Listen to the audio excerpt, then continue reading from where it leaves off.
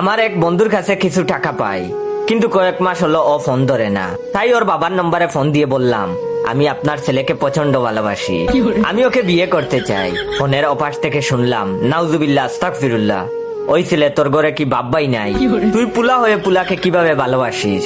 আমি তখন বললাম, দেখেন যুগ বদলাইছে, এখন আর ছেলে মেয়ের মধ্যে ভালোবাসা সীমাবদ্ধ নাই।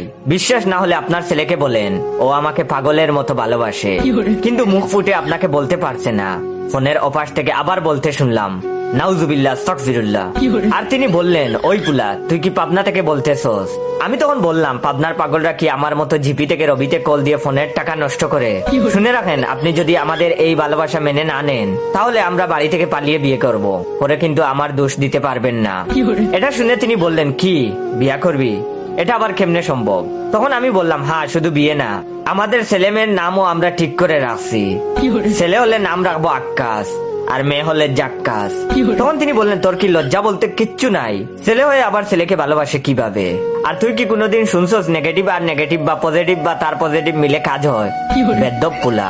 তখন আমি বললাম, কেন আপনি বীজগণিত করেন নাই? মাইনাসে মাইনাসে প্লাস হয়, আপনি কি এটা জানেন না? তখন তিনি বললেন, বেদ্যপ পুলা, তোর আব্বার নাম্বার দে, তোর আব্বার কাছে যদি বিচার না দিছি।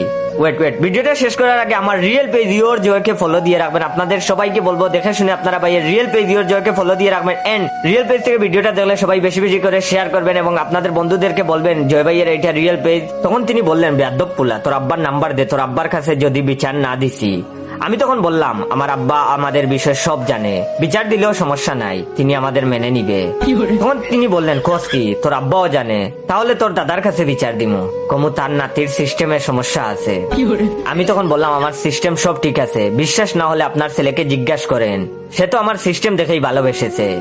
এবার ফোনের অপাশ থেকে দপাস করে কিছু পড়ে যাওয়ার শব্দ শুনে ফোন রেখে দিলাম আর বন্ধুর ফোনের অপেক্ষা করতে লাগলাম। একটু পরেই বন্ধুর ফোন। আমাকে বলছে, ওই শালা, তুই আমার আব্বারে কি কইছস? আমি তখন বললাম, বেশি কিচ্ছু বলি নাই, সামান্য কিছু কইছি। কেন, কি হয়েছে? তখন সে বলল, আব্বা মাথা গুইড়া পইড়া গেছে। আমি তখন বললাম, খোঁজ কি? এখন তো তেমন কিছু বলি নাই। তখন সে বলল, মিথ্যা কথা বলবি না, আমি চেক করছি, তুই আব্বার সাথে পাক্কা 8 মিনিট কথা কইছস।